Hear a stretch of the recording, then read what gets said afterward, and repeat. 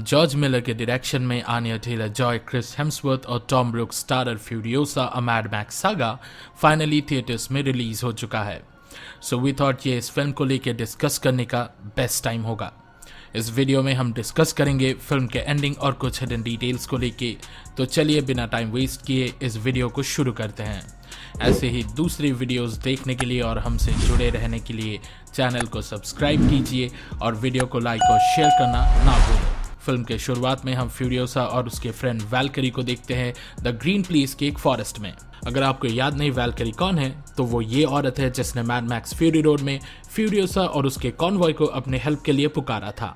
Max को लगता था कि ये ट्रैप है, पर फ्यूरियोसा नॉनशैलेंटली वैल्करी को अप्रोच करती है और उसे बताती है अपने और उसके क्लैन के कनेक्शन के बारे में। जब वो टावर से नीचे उतरती है तो उनके बूढ़ी औरतों का गैंग, जिसे वावालिनी के नाम से भी जाना जाता था, अपने बाइक्स को राइड करते हुए उनके सामने आती है। बाद में वो फ्यूरियोसा के साथ उसके जंग में जुड़ जाती है। वैल्करी फ्यूरियोसा को हेल्प करती है जब इमोर्टन जो का कॉन्वॉय उन्हें परस्यू कर रहा होता है, और साथ ही साथ वो बहुत सारे वॉर बॉयज को भी मार गिराती हैं। फिल्म के शुरू में हम देखते हैं एक हिस्ट्री मैन ये पूरी कहानी सुना रहा होता है, और जिस तरह से वो बैठा हुआ था वो मैड मैक्स फ्यूरी रोड के इस इमोशनल सीन को याद दिला देता है। जब वो पीच के पेड़ से एक फल तोड़ रही होती है तो फ्यूरियोसा को कुछ आवाज सुनाई देता है, जिससे उसे पता चलता है कि घुसपैठिए उनके एरिया में घुस चुके हैं। फ्यूरियोसा को पता था अगर घुसपैठिए उनके सेटलमेंट्स के बारे में जान जाते तो उसका कॉन्सिक्वेंस कितना भयानक हो सकता था। सो वो वैल्करी को चुप करने को बोलती है और खुद नीचे उतरकर उन बाइकर्स के फ्यूल पाइप्स को काट देती है।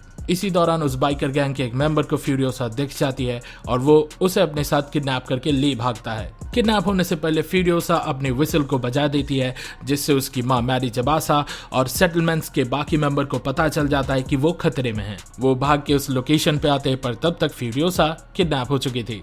मैरी और वावालिनी के जनरल टायर मार्क्स को फॉलो करते हैं और बाइकर हुड के एक मेंबर उन्हें दिख जाता है। मैरी उसके बाद डिसाइड करती है कि वो अपनी बेटी को बचाने के लिए अकेले ही जाएंगी, क्योंकि उनकी सेटलमेंट को जनरल की सख्त जरूरत है। बाद में मैरी उस बाइकर गैंग के एक मेंबर को मार गिराती है और उसका बाइक लेके वो किडनैपर्स का पीछा करने लग जाती है। मैरी का मेन एम सिर्फ अपने बच्ची को बचाना ही नहीं था, बल्कि उन सभी मुंह को बंद करने का था जिन्हें द ग्रीन प्लेस के बारे में पता है।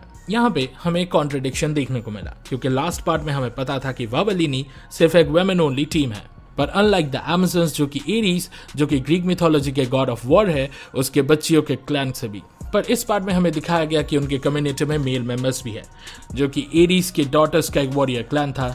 एरीज के बारे में तो शायद आप जानते ही होंगे, वो ग्रीक मिथोलॉजी के गॉड ऑफ वॉर है। एनीवे, मैरी उनमें से ज्यादातर को उस रेगिस्तान में मार गिराती है, पर एक बूढ़ा आदमी बाइकर सोड के सेटलमेंट में पहुंचने में कामयाब हो जाता है। वो उस बाइकर गैंग के पास पहुंच के कहते हैं कि उन्होंने एक कंप्लीटली अनइमेजिनेबल चीज को देखा है, पर ये बात वो ग्रुप लीडर डॉक्टर डिमेंटस को खुद ही बताएंगे। फिर फ्यूरियोसा को डिमेंटस के पास ले जाया जाता है, जो कि अपने आप में एक यूनिक कैरेक्टर है। डिमेंटस एक ईगोइस्टिक मेनियक था जो अपने क्षमताओं को कुछ ज्यादा ही सोचता था, और उसे ये लगता था कि इस पूरे वेस्टलैंड में उसके जैसा ताकतवर और दूसरा कोई नहीं है। डिमेंटस अपने लोगों से फ्यूरियोसा का ध्यान रखने को कहते हैं तब तक जब तक कि उसे उसके प्लेस ऑफ ओरिजिन के बारे में पता नहीं चल जाता। द प्लेस ऑफ अबंडेंस की बातें उसके कानों में गूंजती रहती है और उसे ये लगता है कि वो उस प्लेस को बैक ट्रैक करके ढूंढ ही लेगा। पर उस रात को एक बहुत बड़ा सैंडस्टॉर्म आता है और मैरी उसको कवर बना के अपनी बेटी को बचाने आती है। अपनी बच्ची को बाइकर हुड के हाथों से बचाने के बाद मैरी को ये लगता है कि वो उस सैंडस्टॉर्म को फिर से कवर बना के वहां से निकल जाएंगी, क्योंकि उस आंधी से उनके बाइक का टायर का मार्क मिट गया होगा। पर वो गलत थी। डिमेंटस के पास बहुत सारे ट्रेन डॉग्स है जो कि उनके स्मेल से उनका रास्ता ढूंढ निकालता है। मैरी भी बहुत ज्यादा इंजर्ड थी और रास्ते में बहुत सारा खून खो चुकी थी। फिर मैरी को समझ में आता है ये एक हार्ड कॉल लेने का टाइम है। उन्हें ये पता था कि उनमें से किसी एक को रुक के बाइकर हुड का सामना करना था ताकि दूसरा भाग सके। नेचुरली मैरी फ्यूरियोसा को भाग के द ग्रीन प्लेस के पास जाने को कहती है और वापस मुड़ के देखने को मना करती है, पर मैरी उसकी माँ थी तो नेचुरली वो मुड़ के देखती है। फ्यूरियोसा को पता था कि उसकी माँ डायरेक्टली मौत के कुएं में कूद रही थी और उसके वापस आने का कोई चांस नहीं था, पर जब ही उसे एक गन शॉट सुनाई दिया वो खुद को रोक नहीं पाई वापस जाने को और अपनी माँ को आखिरी बार देखने को। डिमेंटस ने मैरी को बहुत सारा टॉर्चर किया और उसे अपने बच्चे की आंखों के सामने जिंदा जला के मार दिया, पर वो फ्यूरियोसा को अपने गैंग में शामिल कर लेता है। अपनी माँ का जलता हुआ तस्वीर फ्यूरियोसा के आंखों में बैठ गया और वो उसी आग से अपने दिल के ज्वालामुखी को जलाती है। पहले तो डिमेंटस ने उसे केस जैसे स्ट्रक्चर में डाल दिया। तो पहले के कुछ दिन तो उसे डिमेंटस के वायलेंट वेज के बारे में पता चलता है, जिससे वो अपने गैंग के न्यू मेंबर्स को खोजता है। डिमेंटस सिर्फ एक लीडर नहीं था, वो एक शोमैन था। वो एक एंशिएंट रोम के लैनिस्टर की तरह था, जिसे खून से भरे हुए ग्लैडिटोरियल मैचेस का शौक था। उसके खुद का व्हीकल भी एक रथ की तरह था, जो 3 बाइक से बना हुआ था, जिससे ये सजेस्ट होता है कि वो एंशिएंट टाइम्स के बारे में बहुत सा उत्सुक था, जिस टाइम पे वॉरियर्स जन्म लेते थे। डिमेंटस का हिस्ट्री मैन उसे खुद को इनवैल्यूएबल बनाने के लिए बोलता है, पर फिर भी वो मन ही मन वापस भाग जाने का सपना देखती है। फिर एक दिन डिमेंटस और उसकी गैंग को द लैंड ऑफ अबांडेंस ढूंढते ढूंढते एक वॉर बॉय दिख जाता है, जो अपने सिटाडेल के बारे में बढ़ा चढ़ा के कहता है। इस पूरे टाइम फ्यूरियोसा अपने हाथ में एक टैटू बना रही होती है, जो उसके घर जाने का एक स्टार मैप था। जब डिमेंटस को सिटाडेल के बारे में पता चला तो पहले तो वो चौंक गया। तो डिमेंटस अपने गैंग के साथ पूरे चौड़ में सिटाडेल के पास पहुंचता है और इमोर्टन जो को अपने सामने सरेंडर होने को बोलता है, पर उसे एक्चुअली में पता नहीं था कि वो किसके खिलाफ खड़ा है। इमोर्टन जो बहुत नॉनशलेंटली खड़े होकर अपने क्लिफ जैसे बालकनी में पीपल ईटर रेक्टस और स्क्रूटस उसके दोनों बेटों के साथ इस बेवकूफ का पागलपन देखता है। फिर अचानक वो अपने एक वॉर बॉय को खुद को सैक्रिफाइस करने को बोलता है और वो अपने 2 बारूद भरे डंडों को लेके डिमेंटस पे हमला कर देता है। एक के बाद एक अटैक के बाद डिमेंटस के पास वापस लौटने के अलावा कोई और रास्ता बचा नहीं था। वो इमोर्टन जो से बदला चाहता था, पर इस बार पूरे स्ट्रेटजी और प्लान के साथ। डिमेंटस को अचानक सिटाडेल से जाने वाले खाने और पानी की कंसाइन के बारे में पता चलता है, जो कि गैस टाउन जाता है और वहां से गैसोलीन भर के ले आता है। पहले तो वो उस कॉन्वॉय के वॉर बॉयज को मार गिराता है। हालांकि उसका क्रू ये गैलन्स ऑफ फ्यूल से खुश था, पर डिमेंटस का प्लान और भी बहुत बड़ा था। उसे गैस टाउन में राज करना था। पहले वो एक लड़ाई का नाटक करता है, फिर अंदर घुस के गैस टाउन के रूलर को डीथ्रोन कर देता है। पर इस प्रोसेस में वो अपने ही brother in arms mister octopus और उसके क्रू को बिट्रे करता है, जिसके बाद से वो डिमेंटस के क्रू से अलग हो जाता है। जब इमोर्टन जो को इस रीसेंट डेवलपमेंट के बारे में पता चलता है, वो डिमेंटस से मिलने के लिए राजी हो जाता है। डिमेंटस मीटिंग में आते ही जो को ब्लैकमेल करता है कि उसकी पूरी बातें सुनी जाए, वरना वो गैस टाउन को उड़ा देगा। पर उसी टाइम इमोर्टन जो की आंखें फ्यूरियोसा पे पड़ता है और वो डिमेंटस से डील के बदले में उस बच्ची का हाथ मांग लेता है। जो को पता था फ्यूरियोसा जो कि एक फुल लाइफ और कंप्लीटली हेल्दी बच्ची है, वो डिमेंटस की खुद की बेटी नहीं है, तो वो उसे अपने बीवी बनाने का प्रस्ताव देता है। एक्चुअली जो को एक कंप्लीटली हेल्दी बच्चा चाहिए होता है, और जिसके लिए वो अपने नरभक्षी म्यूटेंट सब्जेक्ट्स में से किसी को अपना पार्टनर बनाना नहीं चाहता। जो को पता था फ्यूरियोसा एक कंप्लीटली हेल्दी ब्रीडर बन सकती है, तो वो ये शर्त डिमेंटस के सामने रखता है। फ्यूरियोसा के साथ साथ वो ऑर्गेनिक मैकेनिक को भी डिमेंटस के पास से मांग लेता है, जिसे हमने लास्ट फिल्म में इमोर्टन जो के साथ देखा था। शायद इसी ने ब्लड ट्रांसफ्यूजन प्रोसेस का आइडिया जो को दिया था, जिससे उसके वॉर बॉयज के लाइफ एक्सपेक्टेंसी थोड़ा सा तो बढ़ ही गया। ऐसा एक प्रोसेस हमने last film mad max fury road में नक्स को मैक्स के साथ करते हुए देखा था। फ्यूरियोसा को फिर जो के दूसरे वाइफ्स के साथ कैद में रखा जाता है, पर वो तभी से अपने एस्केप का प्लान बना रही होती है। फ्यूरियोसा के ब्रीडर बनने का कोई प्लान नहीं था, उसे बस एक पोजीशन में पहुंचना था जहां पे वो इंडिपेंडेंटली काम कर सके और वहां से अपने भागने का प्लान बना सके। मीनवाइल जो के ब्रीडर्स उसे अनहेल्दी बच्चे डिलीवर कर रहे थे, जो कि बेसिकली शायद रेडिएशन और मैल न्यूट्रिशन की वजह से था। उनमें से एक ब्रीडर एक कॉन्जर्न ट्विंस को जन्म देती है, जो कि शायद मास्टर ब्लास्टर का एक रेफरेंस था, जिसे हमने मैड मैक्स बियॉन्ड थंडरडोम में देखा था। एनीवे फिर उस ब्रीडर को एक मिल्कर में डिमोट कर दिया गया, जिसका काम सिर्फ प्रैक्टिकली मदर्स मिल्क को बनाना है। रिक्टस फ्यूरियोसा जैसे बच्ची को गंदी नजरों से देखता था और एक दिन उसे लेके वहां से भाग गया। पर फ्यूरियोसा बहुत ही चालाक थी, उसे पहले से ही अपना बाल काट के रखा था और उसे के हेल्प से वो रिक्टस से चुंगल से भाग निकली और फिर वॉर बॉयज के साथ जाके शामिल हो गई। स्क्रोचस को फ्यूरियोसा का काम बहुत पसंद आया और उसे गेट कीपर का पोजीशन दे दिया गया और धीरे धीरे फ्यूरियोसा को सिटाडेल के मैन्युफैक्चरिंग यूनिट में काम मिल गया। वहां के इंजीनियर्स को एक ऑयल रिग बनाने को दिया गया, जैसे कि पहले कभी बनाया ना गया हो, और उन्होंने सारी गाड़ियों का पार्ट्स मिला के एक बीस्टली मशीन बना लिया। फ्यूरियोसा को पता चला प्रेटोरियन जैक, जिसका वॉर बॉयज के बीच बहुत बड़ा रेपुटेशन था, उसे रिस्पॉन्सिबिलिटी दिया गया गैस टाउन और बुलेट फार्म तक इस मशीन को ड्राइव करके ले जाने का। फ्यूरियोसा को पता था वो क्या करना चाहती थी, पर उस कैरावन के फर्स्ट ट्रिप में उन्हें एक मोटरसाइकिल गैंग अटैक करता है, जिसे मॉडिफ्लैश के नाम से भी जाना जाता था, जो कि मिस्टर ऑक्टोपस लीड कर रहा था, जो कि पहले डिमेंटस के ग्रुप में था। फ्यूरियोसा उन सभी को मारने में जैक की मदद करती है और उसके बाद ही उसे उस बच्ची के पोटेंशियल के बारे में पता चल जाता है। जैक को पता था फ्यूरियोसा अपने घर वापस जाना चाहती है और वो उसकी मदद के लिए तैयार था।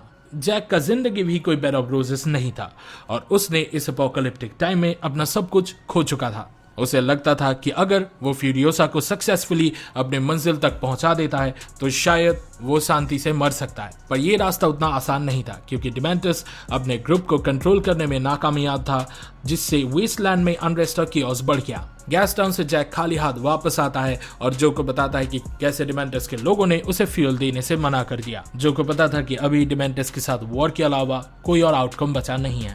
इसी बीच डिमेंटस बुलेट फार्म में जाके उसको अपने कंट्रोल में ले लेता है। लड़ाई लगने से पहले जैक और फ्यूरियोसा बुलेट फार्म जाते हैं और जितना हो सके उतना एमिनेशन सिटाडेल वापस लाने के लिए, पर तभी डिमेंटस के गैंग उन पे अटैक करता है और जैक और फ्यूरियोसा को बंदी बना लेता है। डिमेंटस बहुत टॉर्चर करके जैक को मार देता है, पर फिर भी फ्यूरियोसा वहां से भागने में कामयाब हो जाती है, पर उसके लिए उसे अपने हाथ का कुर्बानी देना पड़ा जिसपे उसके घर वापस जाने का नक्शा बना हुआ था। डिमेंटस को फ्यूरियोसा के रियल आइडेंटिटी के बारे में कुछ पता नहीं था, पर फिर भी वो उसके पीछे हाथ धो के पड़ा रहा। अभी फ्यूरियोसा डिमेंटस से 2 मौत का बदला लेना चाहती है, पहले उसकी माँ का और दूसरा उस आदमी का जिससे पहली बार वो इमोशनली कनेक्ट हुई थी अपने घर से बाहर होने के बाद से। वहां से भागने के बाद से फ्यूरियोसा रेगिस्तान में ब्लीड आउट कर जाती है और अपना होश खो बैठती है, पर तभी हमें क्लासिक एमएमएफ लेदर जैकेट पहने हुए आदमी को अपने कार के साइड में खड़े होके खाना खाते हुए देखते हैं। वो फ्यूरियोसा को स्पॉट कर लेती है और ये गाड़ी कोई और नहीं, एक black Ford XB GT falcon hard top है, जिसे पॉपुलरली V8 इंटरसेप्टर के नाम से जाना जाता है मैड मैक्स यूनिवर्स में, और ये आदमी कोई और नहीं मैक्स रॉकेटेंस की है। हालांकि इसके बाद का सीन थोड़ा एम्बिगियस है, पर शायद मैक्स ही फ्यूरियोसा को सिटाडेल वापस जाने में मदद करता है। फ्यूरियोसा को जब होश आता है वो सिटाडेल के बाहर वाले गुफा में खुद को पाती है, जहां पे मैगट्स उसके घाव को खा रहा होता है। पर तभी एक ओल्ड कपल आता है जो शायद इन मैगट्स को खाते हैं और उसे एक पेनलेस डेथ का प्रॉमिस करते हैं। फ्यूरियोसा कैसे भी करके वहां से भाग जाती है और सिटाडेल के अंदर जाके इमोर्टन जो को डिमेंटस के प्लान के बारे में बताता है, जो कि अभी गैस टाउन और बुलेट फार्म को यूज करके सिटाडेल को कंट्रोल करना चाहता है, पर उसके लिए वो एक बहुत कनिंग सा प्लान बनाता है। पर क्योंकि फ्यूरियोसा को उसके बारे में पता था तो जो वो बेट नहीं लेता है और सिटाडेल छोड़ के बाहर नहीं जाता है। पर तभी जो और डिमेंटस के बीच एक जंग छिड़ जाता है जिसे 40 डे वेस्टलैंड वॉर के नाम से भी जाना जाता है। इसी बीच फ्यूरियोसा अपने लिए एक रोबोटिक आर्म बना लेती है, अपना बाल काट लेती है और फिर स्क्रोटस का ऑटोमोबाइल लेके डिमेंटस को खुद मारने के लिए चल पड़ती है। खतरनाक इंपरेटर फ्यूरियोसा आखिर तक डिमेंटस को पकड़ लेती है और उसके आखिरी मोमेंट्स में खुद का पहचान बता देती है। बाइकरहुड ग्रीन प्लेस से फ्यूरियोसा को किडनैप करने के बाद से उसकी लाइफ एकदम उथल पुथल हो चुकी थी।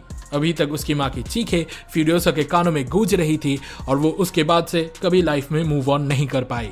पर कैसे फ्यूरियोसा डिमेंटस से बदला लेती है वो फिल्म में हमें डायरेक्टली दिखाया नहीं गया। डिमेंटस के हिस्ट्री मैन को ये लगता था कि फ्यूरियोसा शायद उसी दिन डिमेंटस को डायरेक्टली सर पे गोली मार के मार देती है, पर बाकी लोगों का कोई और ही थ्योरी था। किसी को लगता था कि फ्यूरियोसा उसे मारने से पहले उसे बहुत दिनों तक तड़पाया था, इतना कि वो अपने खुद के मुंह से अपना मौत का भीख मांग ले। पर किसी का एक और भी डिस्टर्बिंग थ्योरी है। फिल्म के शुरुआत में ही हमने देखा था कि फ्यूरियोसा की माँ उसे एक बीज देती है बोने के लिए, जो कि ग्रीन प्लेस के किसी भी मेंबर के लाइफ का मेन गोल है। तो किसी को लगता है कि फ्यूरियोसा इमोर्टन जो के वॉल्ट में डिमेंटस के बॉडी को मिट्टी की तरह यूज करते हुए फाइनली एक पीस ट्री उगा लेती है। वो पेड़ डिमेंटस की बॉडी से अपना पोषक तत्व सोख लेता है, जिसके चलते हुए ना तो वो कंप्लीटली मर पाता है ना ही जी पाता है। वो एक कांस्टेंट दर्द से गुजरता है और उसका बॉडी हर एक दिन धीरे धीरे मरता है।